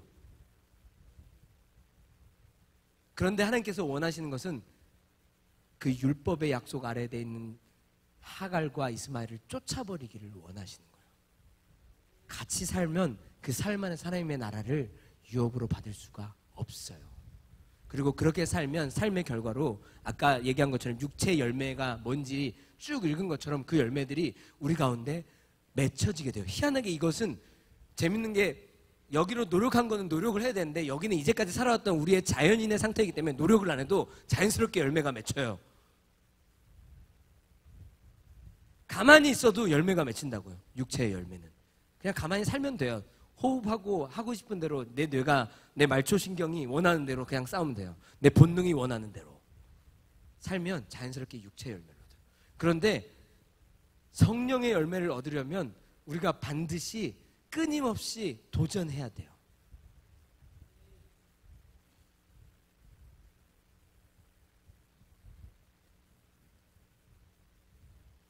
오늘 6장에서처럼 저도 사도 바울처럼 여러분들에게 권면하고 싶어요. 여러분, 선한 일을 하되 낙심하지 마세요. 리더 여러분들에게 구합니다. 제가 여러분들을 볼 때마다 느끼는 건 너무 감사한 마음이 있지만 얼굴에 나오는데 표정이 힘듦에 쩔었어요. 그럴 때가 많아요. 안 그러신 분들도 많지만 그럴 때가 많아요. 그런데 여러분, 선한 일을 한다면 여러분들이 낙심하지 말고 끝까지 하면 때가 되면 거둬요. 여러분, 자신 개인의 성화를 위해서 끊임없이 삽을 드시는 여러분, 선한 일을 하되 낙심하지 말고 끝까지 도전하세요. 이것이 우리를 지키는 방법이에요. 그렇기 때문에 우리가 서로와 서로의 짐을 지어줘야 돼요. 오늘 본문에서처럼 6장에 여러분은 서로 짐을 짐으로써 그리스도의 사랑의 법을 실천하십시오. 그리고 계속 보면서 뭐라고 하냐면, 선한 일을 하다가 낙심하지 맙시다. 포기하지 않는다면 반드시 거둘 때가 옵니다. 그러므로 기회 있을 때마다 모든 사람에게 선한 일을 하고 특별히 믿는 성도들에게는 더욱 그렇게 해야 됩니다. 재밌는 것은 오늘 모든 얘기의 주제가 뭐가 있냐면 행위에 있어요. 행위. 근데 행위라는 단어 하나를 두고 여러 가지 관점을 지금 보고 있는 건데, 첫 번째 오늘 복음에서 얘기하고 싶은 건 우리의 행위가 우리의 구원을 약속하는 건 아니에요. 여러분, 모세가 그리고 이스라엘 백성이 십계명과 율법을 받기 위해서 출애굽을 했나요? 아니면 출애굽을 했는데 십계명과 율법을 주셨나요? 전자인가요? 후자인가요? 네? 자, 이해를 못하고 있네. 자, 정신을 단디 차리고. 자, 잘 보세요. 자, 모세와 이스라엘 백성들이 율법을 받기 위해서 출애굽을 했나요? 아니면 출애굽을 했는데 하나님께서 율법을 주셨나요? 그쵸? 그러니까 즉 율법에 있는 것들을 행하기 때문에 출애굽을 했던 게 아니라 출애굽을 한 백성으로서 어떻게 살아야 될지를 알려주신 거예요. 그쵸? 그런데 그 알려주신 것을 통해서 보면은 그 내용들을 우리가 우리 힘으로 할 수 있어요? 없어요? 없어요. 우리가 알고 있는 규칙과 규범들, 많은 사람들이 제가 아까 그랬던 것처럼 어떤 예배 인도자를 세우는데 이래야 돼 저래야 돼 했는데, 그런 저도 그렇게 이래야 돼 저래야 되는 걸 다 못했어요. 할 수 없어요. 우리는 율법으로는 어떤 사람도 잣대를 대면 안 돼요. 왜냐하면 율법으로 주장을 하려면 자기 자신도 그 율법을 다 지키는 사람이 돼야 되거든요. 그 누구도 그것을 다 할 수가 없어요. 그런데 율법을 주신 이유는 뭐냐면, 봤지? 율법은 우리 힘으로 되는 게 아니야. 너희가 나를 사랑할 때, 그 사랑 안에서 나의 말을 듣고 청종할 때 이 모든 것을 이룰 수 있어. 왜냐하면 율법은 하나님을 사랑하고 그 하나님을 사랑한 것처럼 이웃을 사랑하는 것의 집약체이기 때문이에요. 즉 율법의 모든 내용은 사실 하나님을 사랑하게 하게 하는 데 있어요. 본질이. 그리고 이웃을 사랑하게 하는 데 있어요. 그런데 그 율법을 그렇게 하는 것에 있어서 좀 더 어떻게 뾰족하게 할 수 있을까 하면서 이스라엘 백성들이 살아가면서 그러려면 이렇게 해야 돼, 저렇게 해야 돼, 이렇게 저렇게 저렇게 이렇게 저렇게 해야 된다는 많은 규칙과 법칙들을 붙여나가기 시작했어요. 간단해요, 사실 율법은. 그러니까 제가 하고 싶은 말은 뭐냐면, 아무리 많은 규칙과 율법에 관한 규례들이 있어도 그거의 본질은 뭐냐면 하나님을 사랑하고 지체들을 사랑하는데 있는 거예요. 즉 그것을 온전하게 할 수 있다면 사실 율법을 다 이룬 것이랑 마찬가지인 거죠. 그런데 우리들은 많은 사람들, 제가 아까 그랬던 것처럼 많은 사람들을 대할 때 그 사람이 그렇게 됐음에도 불구하고 사랑하면 될 것을 사랑하기 위해서 만든 방법과 규칙의 잣대로 그 사람을 규정지어서 그 사람을 자유하지 못하게 하는 거예요. 내 삶에 나를 볼 때 나 자신한테도 그렇게 대해요. 다른 사람을 대할 때도 그렇게 대해요. 이것으로부터 우리가 자유케 되기를 소원합니다. 제가 무슨 말을 하고 싶은 건지 좀 마음에 와 닿으신가요? 그렇기 때문에 우리가 서로 사랑하는 것이 모든 율법을 이뤄나가고 그 일을 완성하는 거예요. 그렇죠? 이 행위로부터 구원을 받는 게 아니기 때문에 그런데 이 행위가 하나님의 백성으로서 살아가는 데 있어서는 중요한 거란 말이죠. 오늘도 보면은 계속 각자 자기의 행위를 살피라고 해요. 너가 분명히 성령님을 따라서 사는 거라면, 만일 우리가 성령님을 따라 산다면 그분의 가르침을 실천해야 하는 거예요.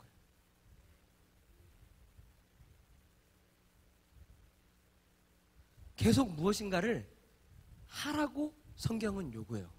그런데 그 하라는 이유와 본질이 네가 이제는 자유인이기 때문에 그분을 사랑하고 그분을 사랑함과 동시에 지체들을 사랑하는 대로 이어질 수 있도록 이것을 행하라고 하는 거예요. 그런데 우리는 대부분 많은 시간들을 살아갈 때 이것을 잊어버린 채 살아간단 말이죠.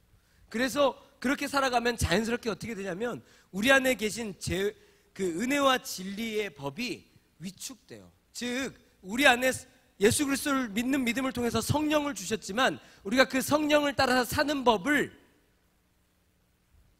계속적으로 행하지 않으면 성령께서 우리 안에 계시더라도 그분이 위축되세요.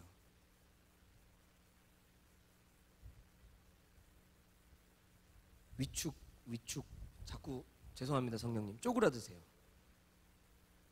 그런데 분명히 하나님께서 우리에게 뭐라고 얘기하시냐면 성령이 우리 가운데 넘치게 되는 거예요. 오버플로우죠. 오버플로우. 그러려면 그분이 움츠러들지 않으시도록 우리 안에 계신 성령님을 자꾸 확장시켜 나가야 돼요. 근데 그러려면 그분께 순종할 때만 그것을 할 수 있단 말이죠. 단순히 지식으로 믿고 우리가 많이 알고 있고 감정이 동한다고 해서 성령이 우리 가운데서 팽창하지 않으세요. 그분이 살아계신 것을 확신할 수가 없어요. 언제 확신할 수 있냐면 그분을 경험하고 알 때예요. 즉 성령의 법에 순종하기 시작하면 자꾸 우리 가운데 계신 분이 팽창하고 밖으로 빠져나오시려고 해요. 넘쳐나오시려고. 그걸 경험할 수 있어요. 여러분들이 아무리 지치고 힘들 때라도 어떤 사람을 만나 복음에 대해서 얘기하기 시작하면 여러분들 안에 마음이 뜨거워지는 것을 경험해 본 적이 있으시죠? 그래서 그런 거예요. 아무리 힘든 것들이 우리 안에 계신 그분을 억누르려고 해도 우리가 그분의 법대로 살기 시작하면 그분은 생명이시기 때문에 자연스럽게 우리를 통해서 넘쳐나오시려고 하시게 돼요. 그렇게 되면 그 안에 계신 분이 넘쳐나오실 때 우리의 육까지도 그거를 알게 돼요. 내 안에 그분께서 꿈틀대고 계시는 거예요. 우리가 매일매일 굳은 얼굴을 하지 않은 채 살아갈 수 있는 방법은 그분의 방법대로 살아가는 것밖에 없어요. 여러분 선택하세요. 이미 우리가 선택을 하던 하지 않던 하나님은 우리 가운데 열어놓으신 그분의 은혜로 우리를 사라의 아들로 이삭으로서 우리를 상속자로 우리를 만들어 놓으셨어요. 그런데 우리는 이제까지 살던 마음의 법이 있어요. 이스마엘의 법을 우리 가운데서 쫓아내실 겁니까? 아니면 그대로 이스마엘의 법대로 살아가실 겁니까? 계속 하나님 우리에게 말씀하고 계시는 거예요. 그리고 이것을 따라 우리가 그렇게 그분께 순종하면 우리 가운데 있는 성령의 열매로 말미암아 우리들이 서로 더욱 하나 되고 화평케 되는 일들이 있을 거예요. 제발 율법과 은혜는 우리 삶에 간단하게 부딪혀 있는 우리 삶의 현실이에요. 멀리 있는 문제가 아니에요. 신학적인 내용과 이론이 아니에요. 우리 삶에 있는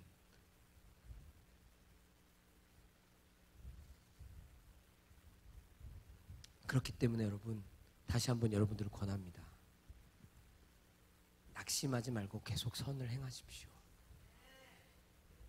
성령의 인도를 따라서 살려고 하는 시도가, 거기서부터 시작하는 모든 일들이 다 선한 일들이에요. 왜냐하면 사람아, 주께서 선한 일이 무엇인지를 너희에게 보이셨는데 그것은 오직 의를 행하고 인자를 사랑하고 너의 구주이신 주님과 동행하는 것이다 라고 하나님께서 말씀으로 약속해 주셨어요. 즉 우리가 선한 일을 한다는 것은 의이신 예수 그리스도를 행하고, 그리고 인자이신 예수님을 사랑하고, 그리고 나를 구원하신 구세주 예수님과 함께 동행하는 거예요. 이게 선한 거예요. 근데 그거를 하려면 그 예수님의 영이신 성령님께 순종할 때만이에요. 그러니까 선한 일을 한다는 것은 우리가 많은 어떠한 누군가를 살리고 세우는 일, 어떤 구체적인 일들이지만 그 원리 안에 그분께 순종하는 모든 일들, 그래서 그분 의 자체가 되시는 예수 그리스도를 나를 통해서 행하고, 나를 통해서 인자이신 예수님을 사랑하고, 나를 통해서 예수님과 함께 내 삶에 예수님과 동행하는 그 모든 일이 선한 일이라고 성경은 규정하고 있어요. 이 모든 일 안에서 발생하는 모든 일이 다 선한 일인 거예요. 그렇다면 여러분, 우리는 그런 일들을 하는 것이 우리에게 유익인 거예요. 어찌 우리가 유익된 일을 하는데 낙심할 수 있어요? 그 낙심할 이유가 딱딱한 땅에 삽으로 부딪혀서 삽이 떨려서 내 팔이 아프기 때문이라면 팔이 떨어져 나갈지라도 삽질을 해야죠. 삽을 퍼야죠. 선한 일을 하되 낙심하지 마십시오, 여러분. 특별히 우리 공동체 가운데 하나님께서 하시는 일들은 아주 귀한 일들입니다. 이런 공동체를 찾아보기가 힘들어요. 하나님께서 우리를 통해서 하시는 모든 선한 일들 가운데 우리가 이런 일을 행할 때 때로는 우리 육체의 법 또는 우리의 생각과 마음의 어떠한 묶임 때문에 자유하지 못할 때도 있고, 소진한 것 같아, 많은 것을 소진한 것 같아서 허탈해하고 넘어질 때도 있어요. 그런데도 그때도 하나님께서 엘리야를 부르신 것처럼 우리를 부르셔요. 얘야, 일어나라. 선한 일을 하되 낙심하지 말아라.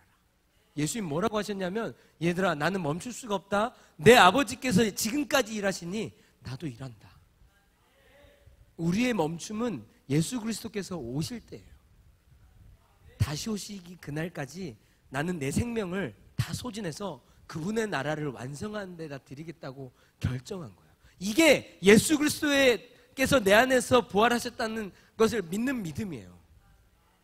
그분께서 나에게 생명을 주신 이유는 이제까지 똑같은 삶을 살라고 그분의 생명을, 죽지 않는 생명을 주신 게 아니에요. 그러려면은 그분의 생명을 오히려 허락하지 않으셨을 거예요. 왜냐하면 에덴 동산에서도 죄인으로서 생명나무 실과를 먹으면 안 되기 때문에 불로 두르는 화염검으로 에덴 동산에 접근하지 못하게, 이 생명나무로 이르는 길을 접근하지 못하게 두르셨거든요. 만약 하나님 그러하신 신데 우리에게 만약 영원한 생명을 주셨는데 그 생명을 소비하면서 이전에 살던 삶으로 똑같이 살라고 주신 생명이면 화염검으로 두르시겠죠.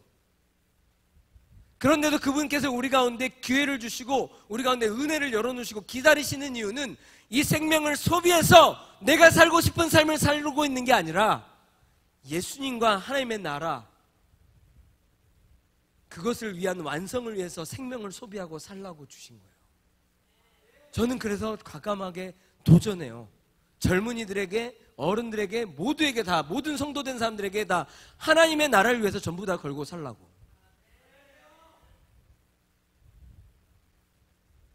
자신 있게 얘기할 수 있어요. 그렇게 다 걸어도 아깝지 않은 거예요. 왜냐하면 나에게 이미 주신 생명이 그것을 위해서 살라고 주신 목적이 분명한 생명이기 때문이에요. 왜 내 스스로 나에게 주신 생명의 목적을 내 삶의 목적으로 바꾸는 거죠?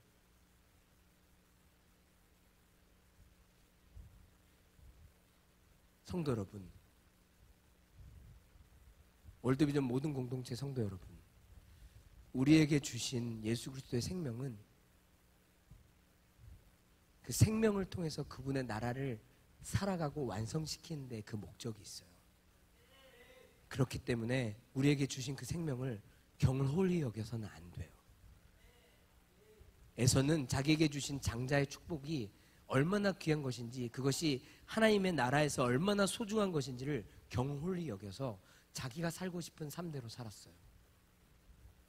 에서에게 장자권이 있다면 우리에겐 예수 그리스도의 생명이 있는 거예요. 그런데 어찌 팥죽 한 그릇에 우리에게 주신 예수님의 생명을 팔아버릴 수 있죠? 그럴 수 없는 거예요. 우리를 절망하고 낭만케 하고 하는 낙심에다가 어떻게 우리에게 주신 예수님의 생명을 팔아버릴 수가 있냐고요. 우린 낙심하지 말아야 해요. 선한 일을 하되 힘들어요. 쉽지 않아요. 가시길이거든요. 삽이 댕 이렇게 한다니까요. 그런데 낙심하지 말아야 돼요, 여러분. 부탁해요. 예수 그리스도께서 오시는 그날까지 이 믿음을 지켜야 돼요, 우리는. 한 번 오늘 여기서 확인해서 되는 문제가 아니라 매일 매순간에 삶을 살 때 이렇게 살아야 돼요. 하나님께서 우리 가운데 그런 마음을 주고 계셔요.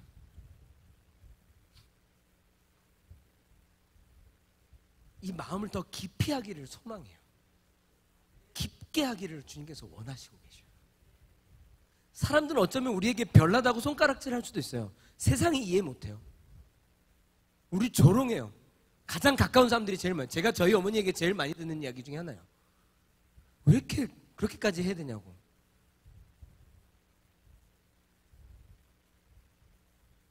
근데 어쩔 수가 없어요. 제 마음에 하나님과 하나님께서 주신 공동체를 사랑하는 마음이 있어요.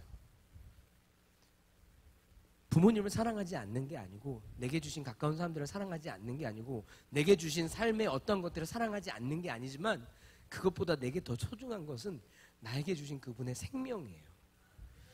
그 생명을 통해서 만들어 나가야 될 그분의 나라예요. 그것보다 나한테 중요한 게 없어요. 그래서 내 삶을, 저도 때로는 살면서 낙심이 되고 낭망이 되기도 하거든요. 많은 일들을 겪고, 저도 리더십의 자리에 있으면서 어려운 일들을 많이 겪게 돼요. 괴로운 것은 내 개인의 괴로움과 어려움이 있으면 차라리 괜찮은데, 대부분 나와 함께하고 있는 지체들 안에 있는 어려움과 괴로움으로 내가 괴로워요. 3년간 공을 들이고 4년간 공을 들여서 누군가를 세워도 한 번의 입김과 바람으로 작은 누룩 때문에 그것이 퍼져서 많은 사람들이 영향을 받아서 오염돼요. 힘들어져요. 이 담임 목사님 마음 저는 진짜 잘할 것 같거든요. 저도 이만큼인데 21년간 어떤 마음으로 여기까지 오셨을까?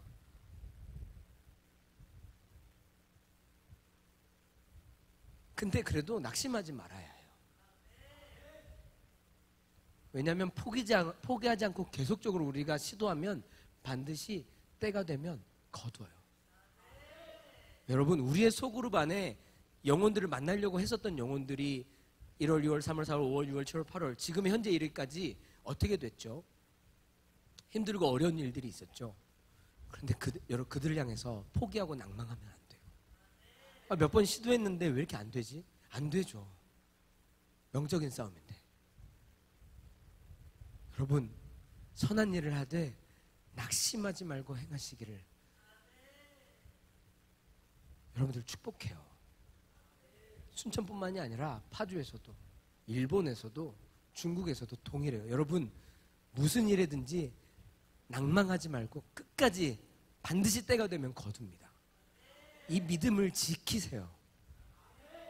오늘 사도 바울 선생님이 갈라디아서를 통해서 갈라디아 교회들에게 했던 얘기와 사실 우리들이 가진 마음이 동일하기 때문에 제가 이 오늘 본문을 가지고 나왔어요.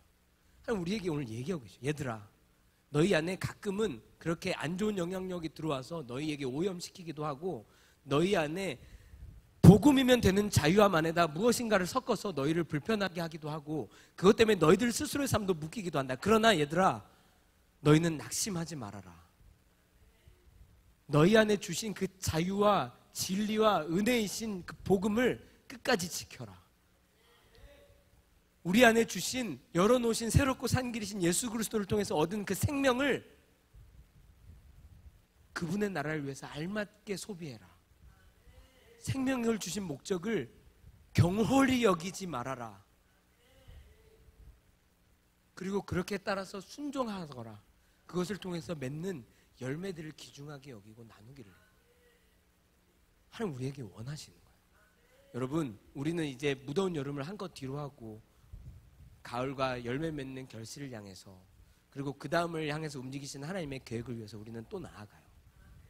이 길을 가다 보면 어떤 사람들은 저러고 어떤 사람들은 이러고 여러 가지 많은 말들과 생각 속에 어떤 사람은 순전하게, 어떤 사람은 오염돼서, 죄송합니다, 오염된단 말을 표현해서, 근데 여러 가지 마음들을 하되 우리들 마음에 분명히 뭐라고 하시냐면, 여러분, 나는 여러분이 다른 생각을 품지 않을 것을 주 안에서 확신합니다. 여러분, 나는 다른 생각을 여러분들이 품지 않을 것을 주 안에서 확신합니다. 이 복음을 흐트러뜨리는 어떠한 것이라도 저주를 받을 것이라고 하나님 하셔요. 우리에게 주신 복음의 은혜를 깊이 생각해 볼 필요가 있어요.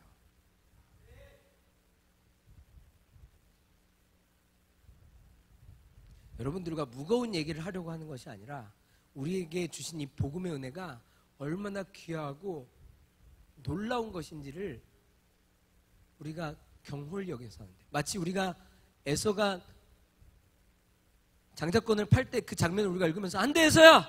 안 돼! 그거 팔면 너 망해! 라고 생각을 하면서 읽고 있는 것처럼 우리가 복음에 대해서 잘 몰라도 괜찮아요. 다. 어떤 사람들은 깊이 알 것이며 어떤 사람은 얕게 알지도 몰라요.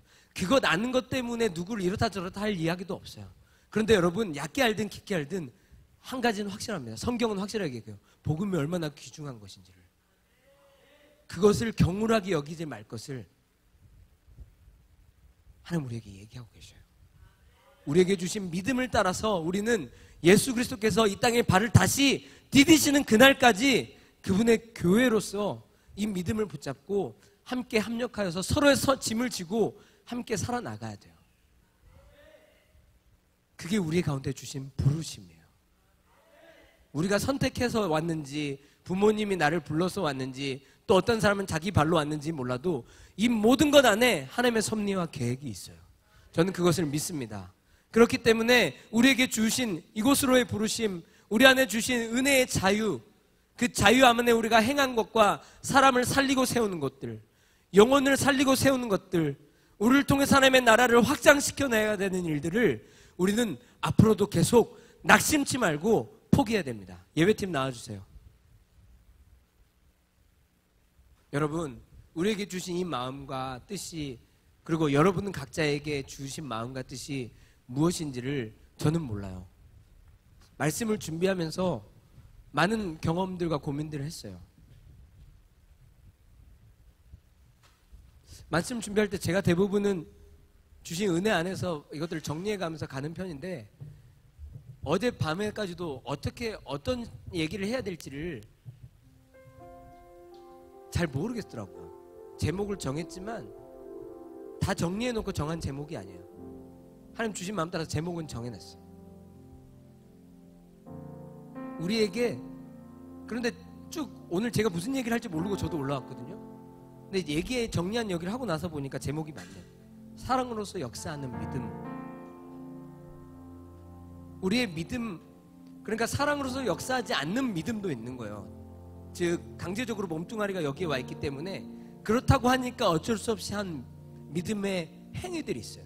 그런데 하나님께서 원하시는 것은 그것을, 그분을 사랑함 안에 순종하는 믿음을 갖기를 원해요. 근데 그런 사람들은 자기가 하고 싶다고 그렇게 되는 게 아니에요. 진정으로 그 안에서 자기가 자유함을 느끼고 경험하는 사람들이 그것을 할 수 있는 거예요. 여러분, 하나님께서 우리에게 맡겨주신 그분의 다시 오실 길을 준비하는 길은 사실은 우리에게 의무이지만 하나님께서는 우리를 그것을 우리 자발적으로 사랑하기 때문에 하도록 우리 가운데 열어놓으셨어요. 그래서 하다가 낙심하고 포기하게 되면, 난 하나님 제가 왜 이렇게까지 하면서 신앙생활을 해야 돼요?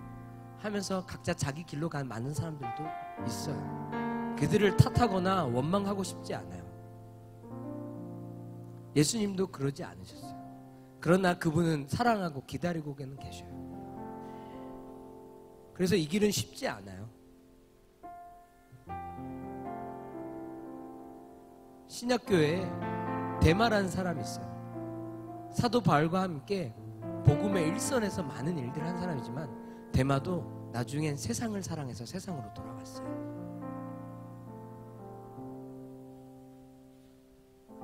그러니까 어저께까지 내가 믿음을 잘 지키고 이 길을 걸었다고 해서 오늘 자만할 이유가 전혀 없는 거예요. 우리는 자랑할 일이 없어요. 오늘 본문처럼 자랑할 게 아니에요. 그리고 어저께까지 이런 삶을 못 살았어 그것 때문에 자기를 자유하지 못하게 할 필요도 없어요. 오늘 그렇게 사는 게 중요해요. 어제 잘 살은 거에 대해서 자기 영광을 구하려고 하지 마세요. 우리가 할 일은 오늘 지금 이 순간에 그분께 순종하는 거예요. 내일이 우리에게 주어진다면 그 내일에 그분께 순종하는 거예요.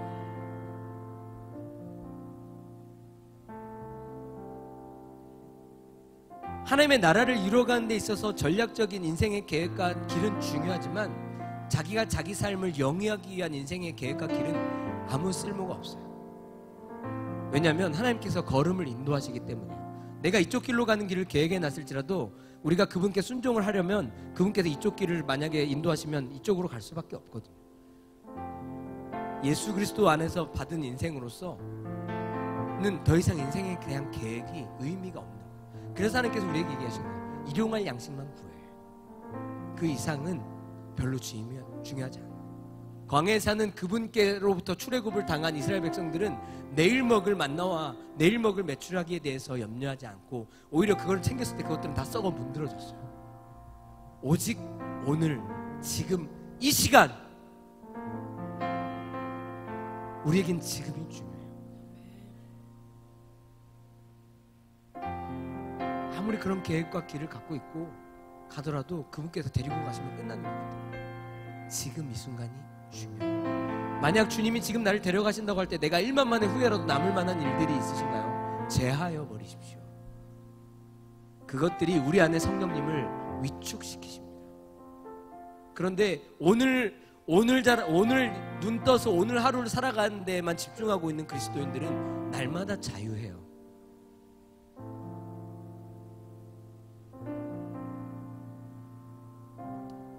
많은 성도님들 함께 우리 좀 찬양하면서 하나님 앞에 기도하는데, 하나님 우리에게 주신 생명을 우리가 하나님 당신을 사랑하기 때문에 자발적으로 이 길을 걷습니다. 걷는 이 길에 때로 우리한테 불편하고 힘들었던 적도 많고 우리가 살던 방식대로 살다가 복음의 방식대로 살려고 하니까 참 몸에 맞지 않고 힘든 게 너무 많습니다. 강제적으로 몸은 출애굽을 당했는데 제 마음은 여전히 저쪽에 애굽에 살던 때의 마음이 많이 남아 있습니다. 그렇지만 하나님 우리를 긍휼히 여겨주십시오. 다 됐다고 아무것도 사실 아닌 존재인데 마치 대단한 존재인 것처럼 우리 자신을 생각하지 않고 우리 각자의 삶의 행위들을 잘 살피고 우리가 주 안에서 온전하여질 수 있도록 성령님께 좀 우리가 간청하면서 우리의 연약함을 하나님께 올려드리면서 좀 나아가십시다.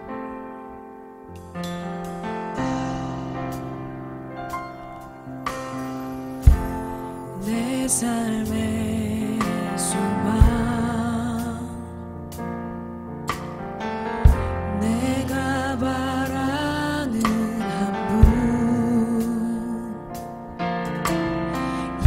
예수 닮기를 내가 원하네.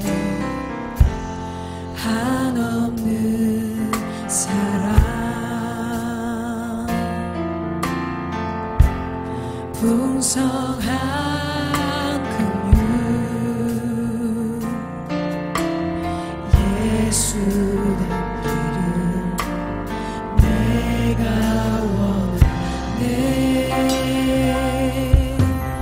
예수 닮기를 예수 보기를 예수만 높이리 내가 원하네.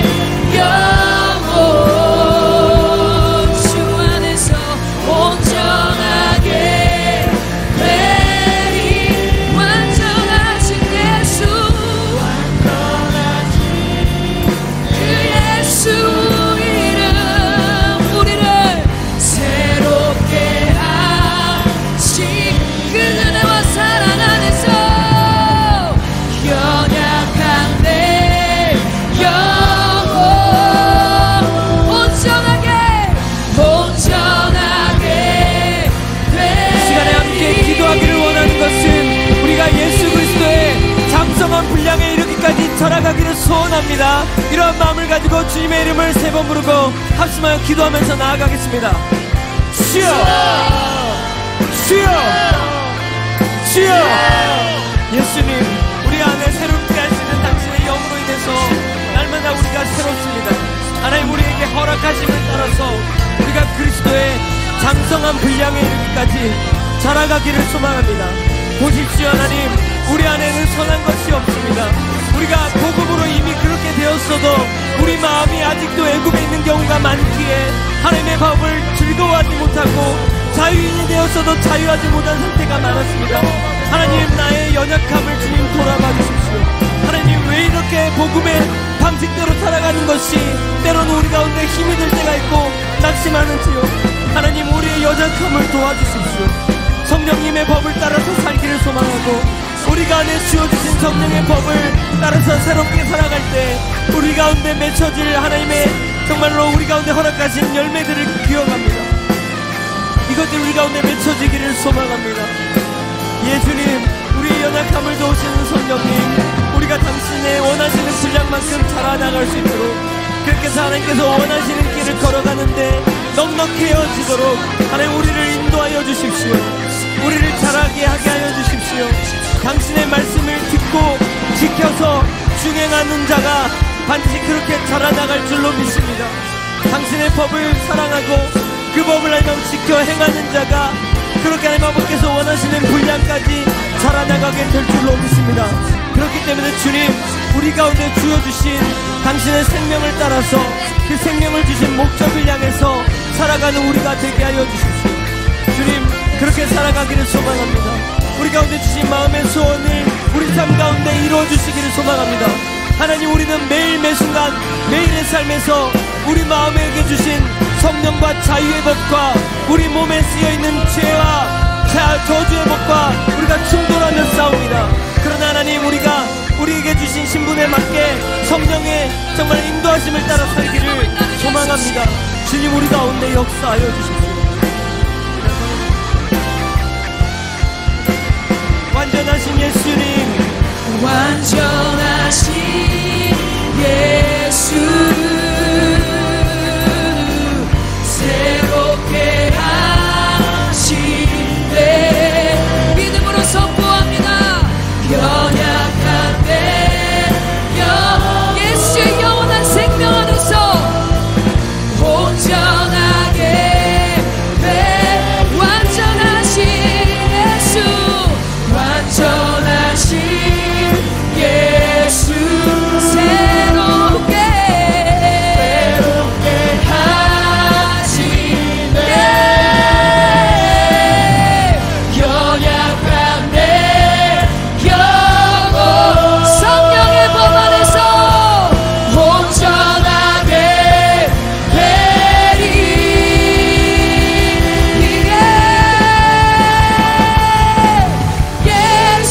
예수답기를 예수 보기를 예수만 높이니 내가 원하네 내 평생 소원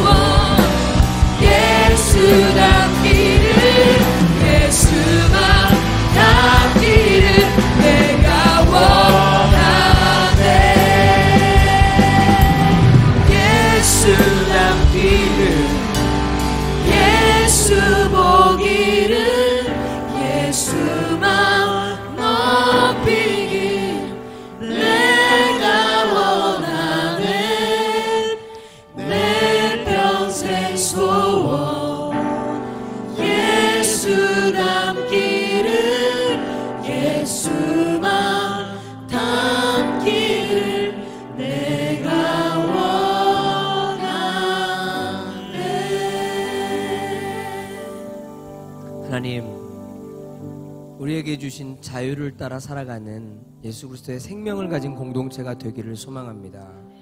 하나님, 우리 삶에 두 가지의 법이 언제나 우리 가운데 공존합니다. 하나는 우리에게 새롭게 열어주신 이미 우리가 그런 존재가 된 성령과 자유의 법입니다. 또 하나는 이전까지 우리가 살아왔던 방식 안에 삶겨져 있던 죄와 사망의 법입니다. 하나님께서 우리를 하나님의 은혜와 강권으로 이미 자유인이 되게 하셨지만 우리가 자유인의 신부임에도 불구하고 여전히 우리 마음 가운데 예전에 살았던 마음의 방식이 더 편하여서 그것을 동경하고 있을 때가 많습니다. 하나님, 그러나 우리 삶에 그러한 법들이 제하여야 져버려야 될 것을 믿습니다. 왜냐하면 그렇게 함께 살아서는 하나님의 나라를 우리가 상속받을 수가 없기 때문입니다. 또한 그렇게 우리 힘으로 그렇게 살아본들 하나님의 나라를 가는 데 있어서 하나님의 나라를 완성시켜 예수님께서 오시는 길을 걸어가는 데 있어서는 그것이 금방 우리의 힘으로는 지치기 때문입니다. 그렇기 때문에 우리에게 열어두신 방법으로만 우리가 살아가기로 결정했습니다. 하나님, 우리에게 주신 성령 하나님의 인도를 따라서 살 수 있도록 성령님 우리를 긍휼히 여겨주십시오. 우리는 때때로 예전에 살던 삶이 더 좋아서 우리 마음을 금세 돌이키지만 그런 연약함을 성령께서 우리를 통해서 연약한 것을 완전하게 바꾸시는 줄로 믿습니다. 주님, 우리에게 주어지신 신분과 권세대로 살아갈 수 있도록 성령을 부어주십시오. 그리고 우리에게 주신 길을 우리 마음으로 스스로 기쁘게 여겨서 옳다 여겨서 예수님이 오실 길을 준비하는 삶을 계속적으로 살아가게 하여 주십시오.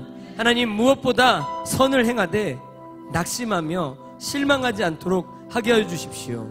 우리에게 날마다 성령을 따라서 살 때 우리들의 삶에 성령의 열매가 맺혀지는 삶이 사라지게 하여 주십시오.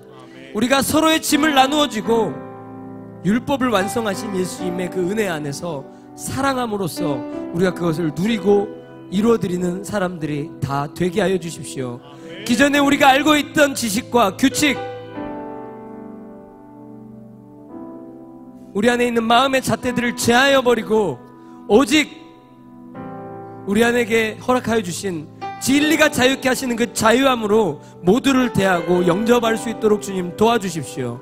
그렇게 될 때 마침내 우리 모든 공동체가 다 자유함 안에서 기뻐하며 그 무엇도 우리를 속박하지 못하는 세상이 감당치 못할 넉넉한 믿음을 가진 그런 하나님 아버지 공동체로 일어서게 하여 주십시오. 무엇보다 우리가 알지 못할 때, 우리가 어두울 때, 우리가 연약할 때마저도 당신의 일을 스스로 행하시는 성실하신 하나님이 우리의 삶 도처에서 개입하여 주십시고 우리 공동체 곳곳에 개입하여 주시고 우리의 모든 공동체의 계획과 가는 길 안에 앞서가시고 행하여 주시기를 간청합니다. 성령님, 우리가 다 알지 못하지만 지금 이 순간에 우리에게 주신 하나님의 사랑을 따라서 현재 우리가 순종하는 것을 통해서 하나님의 계획에 동참하는 그런 사람들이 되게 하여 주십시오. 그렇게 우리가 영문을 모른 채 순종했을지라도 그 걸음을 돌아보면 우리가 아버지의 영광에 참여하는 일들이 다 되게 하여 주십시오. 우리의 기업과 상급이 되게 하여 주십시오. 그러한 삶을 살아드리기로 결정해서 또 그렇게 살아갈 수 있도록 원하고 그렇게 이미 하실 것을 믿는 믿음 안에서 드린 모든 마음의 연보와 드려진 헌물들이 있습니다. 하나님, 이것을 기쁘게 흠양하시고 받아주십시오. 감히 하나님께 무엇이 부족하여 우리가 드린 것이 아니라 우리 안에 주신 것이 우리 것이 아니라는 것을 우리가 믿음으로 확실하게 하고 있기 때문에 우리가 청지기가 된 마음으로 다시 돌려드립니다. 하나님께서 쓰시고 하나님의 나라를 거룩하게 이뤄나가는 대로 사용될 수 있도록 드린 청지기들의 손길들을 주님 그 마음의 손길들을 살피셔서 하나님께서 30배나 60배나 100배나 더 갑절로 풍성하게 열매 맺을 수 있도록 주님 축복하여 주십시오. 또 삶에서 그렇게 살아드리기를 원하는 정말 삶에서 드려지는 많은 시간과 그 마음의 헌신들 안에도 주님께서 그렇게 100배까지도 1000배 만배까지도 하나님께서 복을 허락하여 주십시오. 하나님, 그래서 우리의 드려진 모든 시간들, 모든 물질들, 모든 생명들, 모든 달란트, 모든 선한 일들을 통해서 하나님의 나라를 완성해 가실 것을 기대하고 우리의 모든 기도를 주님께 의탁하며 삶을 주님께 열어드리고 예수 그리스도 이름으로 기도하였습니다. 아멘. 우리 믿음의 기도들을 행하신 하나님께 감사합니다. 우리 공동체에게 주신 찬양을 하나님 앞에 올려드리고 고백하면서 주님께서 가르쳐 주신 기도로 모든 예배를 마무리하도록 하겠습니다.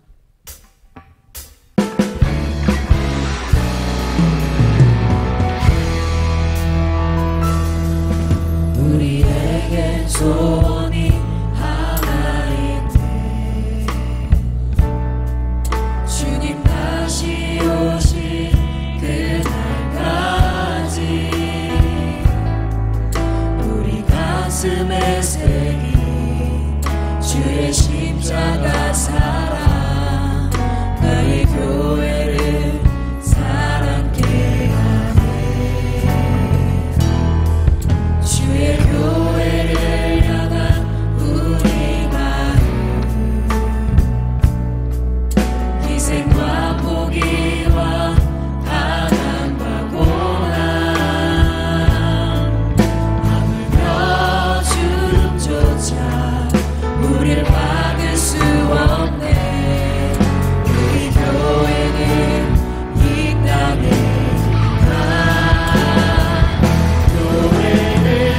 교회되게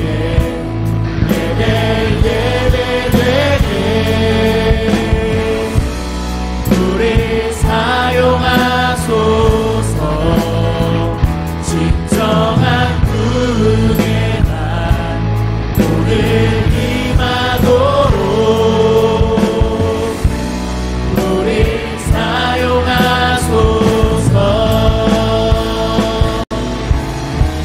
성령 안에 예배하리라. 자유의 마음으로 사랑으로 사역하리라. 교회는 생명이니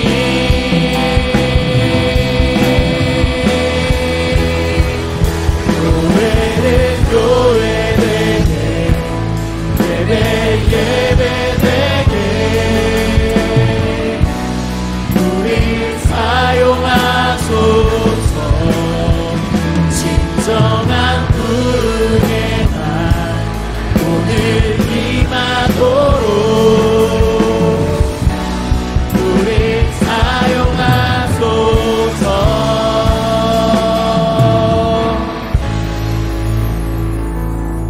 하늘에 계신 우리 아버지여, 이름이 거룩히 여김을 받으시오며 나라가 임하옵시며 뜻이 하늘에서 이루어진 것 같이 땅에서도 이루어지이다.